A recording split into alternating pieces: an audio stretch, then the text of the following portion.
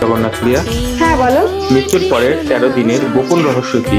তুমি খুব ভালো প্রশ্ন করেছো, কারণ মৃত্যুর পরে দেখা যায় সন্তান, স্ত্রী বা স্বামী বা তার পুত্রবধূ এবং কন্যারা 12-13 দিন পালন করে। তো আমি 365 দিন অর্থাৎ 1 বছর কেন আমাদের পালন করতে হয় কাল অসুচ, সেই বিষয় নিয়ে একটা ডিটেলস ভিডিও দিয়েছি, তার কমেন্টে আমার সেই ভিডিও লিঙ্ক দেওয়া থাকবে। আর আজকে আমরা জানবো মৃত্যুর পরে সেই 13 দিন আমাদের সঙ্গে কি কি ঘটবে, অর্থাৎ যারা মারা গিয়েছে সেই মৃত ব্যক্তিদের সাথে এই 13 দিন কি কি ঘটে সেই পুরো ডিটেলস আজকে আমরা গরুড় পুরাণ অনুসারে জানবো। গরুড় পুরাণের প্রেতখণ্ডে পুনর্জন্ম এবং পূর্বজন্ম বা আমাদের মৃত্যুর পরবর্তী জন্ম কি কি ঘটে সেই সমস্ত বিষয়ে আলোচনা করা হয়েছে। আজকে আমরা বিস্তারিত জানবো গরুড় পুরাণের প্রেতখণ্ড অনুসারে। এবং এখানে বলা হয়েছে মৃত্যুর পরে আত্মা অর্থাৎ আত্মা তখন প্রেতাত্মায় পরিণত হয় এবং আমরা যে দেহ থাকে সেই দেহটা আমাদের এটা স্থূল দেহ, মৃত্যুর পরে আমাদের একটা সূক্ষ্ম শরীর বা দেহ প্রাপ্ত হয় এবং তখন আমাদের সাথে প্রথম দিন থেকে এই 13তম দিন খুবই বেশি গুরুত্বপূর্ণ থাকে। যার কারণে দেখবেন যারা মৃত ব্যক্তির রক্তের সম্পর্কের হয় এবং কাছের হয় তারা কিন্তু এই সময়টাতে বিশেষ করে পিণ্ডদান করা, অভিসান্ন করা, দান, ধ্যান, যজ্ঞ, তপস্যা এই সব কিছু তারা করে থাকে। তো আমরা জানবো যে এই পরবর্তী 13 দিনে কি কি ঘটে এবং এই সময়ের প্রধান যে কার্যক্রমগুলো থাকে সেটা হচ্ছে পিণ্ডদান করা, শ্রাদ্ধ এবং ভোগ, যাতে আত্মা শান্তি পায়। এবং কোনো ক্রমে যদি তার রক্তের সেই সম্পর্কে সন্তানেরা বা স্ত্রী বা পুত্র বা স্বামী বলেন সেগুলো যদি করে না থাকে তাহলে সেই আত্মা তখন কিন্তু যমলোকে ঠিকমতো পৌঁছাতে পারে না, অর্থাৎ তখন কিন্তু সে অতৃপ্ত প্রেত আত্মা রূপে ঘুরে বেড়ায় এবং তখন তার সেই আত্মীয় স্বজন বা পরিবারের বা সেই সংসারের অমঙ্গল হয়, যেটা আমি পিতৃদোষ নিয়ে একটা ভিডিও দিয়েছি, সেখানে ডিটেলসে আলোচনা করেছি। এখন আমরা জানবো গরুড় পুরাণের প্রেতখণ্ড অধ্যায় 35 থেকে 36-এ আলোচনা করা হয়েছে প্রথম দিনে আত্মা অশুচিত্ব প্রাপ্ত হয়ে থাকে এবং দ্বিতীয় দিনে গৃহ ত্যাগ করে, অর্থাৎ প্রথম দিন পর্যন্ত কিন্তু সেই আত্মা গৃহের এদিকে ওদিকে ঘুরে, কিন্তু সে দ্বিতীয় দিনে গিয়ে গৃহ ত্যাগ করে।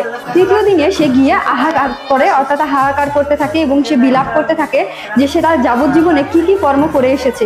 সে তখন তার পূর্বকৃত সেই কর্মগুলোর কথা তার মনে পড়তে থাকে এবং চতুর্থ থেকে পঞ্চম দিনে তার প্রেতরূপে পরিবর্তন হয়।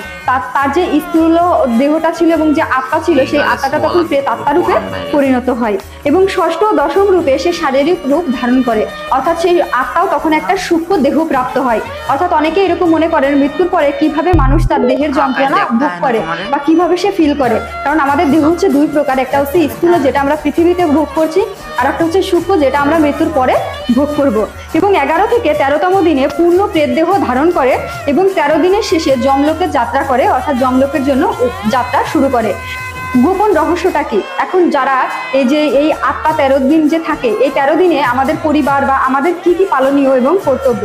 পরিবার যদি সঠিকভাবে পিণ্ডদান এবং শ্রাদ্ধ অনুষ্ঠান না করে তবে আত্মার যাত্রাপথ বিঘ্নিত হয়, অর্থাৎ যাত্রাপথে সে বারবার বাধাপ্রাপ্ত হয় বা তার যাত্রা আটকে যায়। অপূর্ণ ত্রাণ অর্থাৎ পেলে আত্মা প্রেত রূপে থেকে যায়, অর্থাৎ যদি অপূর্ণ ত্রাণ অর্থাৎ সে পূর্ণরূপে তার আত্মা মুক্তি পায়নি, অর্থাৎ তার পুত্র দ্বারা সে পিণ্ডদান প্রাপ্ত হয়নি বা কন্যা দ্বারা পিণ্ডদান পায়নি, শ্রাদ্ধ অনুষ্ঠান তার ঠিকমতো হয়নি, তখন সেই আত্মা কিন্তু অতৃপ্ত আত্মা রূপে থেকে যায়। এবং 13 দিন পর্যন্ত বিশেষ করে শ্রাদ্ধ এবং দান করা খুবই গুরুত্বপূর্ণ। 13 দিনে আত্মা জীবনের এক বিরাট মহা সংকটময় সময়ে গিয়ে উপস্থিত হয়, এটা হচ্ছে 13তম দিনে।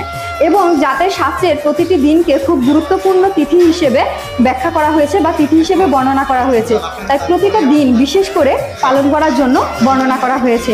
প্রথম দিনে প্রেত ছায়ারূপে ঘোরে, ষষ্ঠ থেকে দশম দিনে ক্ষুধার্ত আত্মা খাদ্যের অপেক্ষায় থাকে, তাই দেখা যায় আমরা ওই সময় যে কাক জল বলে না, কাক জল বা যে খাদ্যটা দিই খাওয়ার উদ্দেশ্যে, আত্মার উদ্দেশ্যে, তখন কিন্তু সে শুধু ওই খাবারটাই পায়, এছাড়া আর কোনো জল খাবার তার কিন্তু দেওয়া হয় না তার সূক্ষ্ম শরীরের জন্য।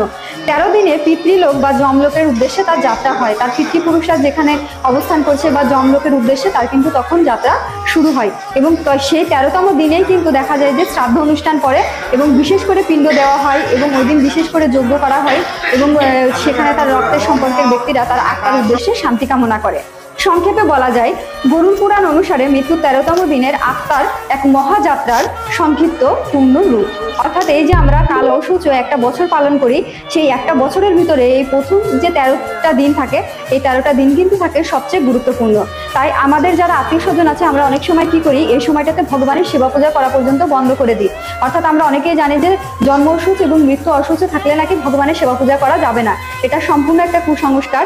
আপনারা কোনো দেবদেবী সেবা পূজা করতে পারবেন না না, কিন্তু ঘরের যে নিত্য সেবা পূজা এবং আপনি যদি ভগবানের সেবা পূজা না করেন, ভগবানের যদি নাম জপ কীর্তন না করেন, তাহলে সেই আত্মার উদ্দেশ্যে আপনি প্রার্থনা কিভাবে করবেন? তাই অবশ্যই ঘরের নিত্য সেবা পূজা, গীতা পাঠ এবং ভগবানের নাম সংকীর্তন জপ সবকিছুই আপনি করতে পারবেন। এবং অবশ্যই এই 13টা দিন বিশেষ করে যারা রক্তের সম্পর্কের অর্থাৎ স্ত্রী, পুত্র, কন্যা এবং স্বামী যারা থাকবেন তারা বিশেষ করে পালন করবেন এবং আত্মার উদ্দেশ্যে ভগবানের আরো বেশি করে সেবা পূজা এবং ভগবানের কাছে নাম জপ কীর্তন গীতা পাঠ তারপরে দান ধ্যান এগুলো করবেন। তো এই কারণে এই 13টা দিনকে খুব গুরুত্বপূর্ণ হিসেবে বর্ণনা করা হয়েছে। তো ভিডিওটা কেমন লাগলো অবশ্যই জানাবেন, আর সবাই ভিডিওটা অবশ্যই শেয়ার করে দিবেন। হরে কৃষ্ণ।